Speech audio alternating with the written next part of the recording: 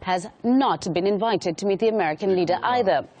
We're going to discuss this further with Owen Alterman, researcher at the Institute for National Security Studies, which is affiliated with Tel Aviv University. Thank you for being with us.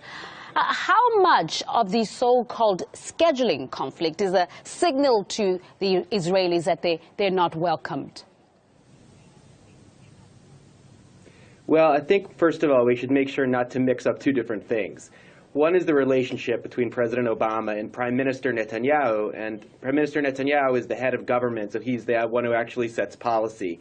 Their disagreements are famous, and this goes back to the story last week when the Congress invited Netanyahu to speak, but the president was kept out of the loop. So Bibi, the prime minister, will come to the U.S. to speak before Congress in early March and not meet President Obama, as your correspondent reported, and that's being understood here in Israel as definitely a snub of Netanyahu.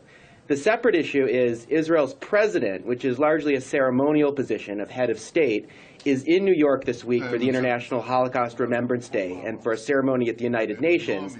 That visit was scheduled to the U.S. a few months ago, and there had been initial contacts for a meeting between President Rivlin, again the ceremonial leader of Israel, and President Obama, and the contacts hadn't really gone very far, and they decided to skip the meeting this time, when all of a sudden we hear in the past few days that the White House reached out to Rivlin to try to set up a meeting with him.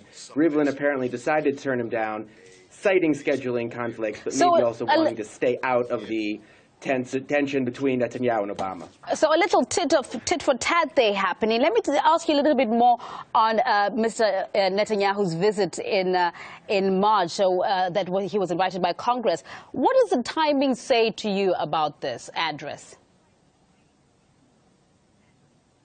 Well, the timing is connected to two things. First is two bills which are coming before Congress in the coming months, connected with the Iranian issue. One would impose sanctions on Iran if there's no deal by the June 30th deadline, or if Iran breaks its promises under the interim agreement that it's already signed with the U.S. and with other world powers.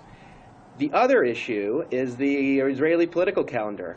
Israel has elections on March 17th, and Prime Minister Netanyahu is running for re-election, and the date of his address to Congress happens to be 2 weeks before.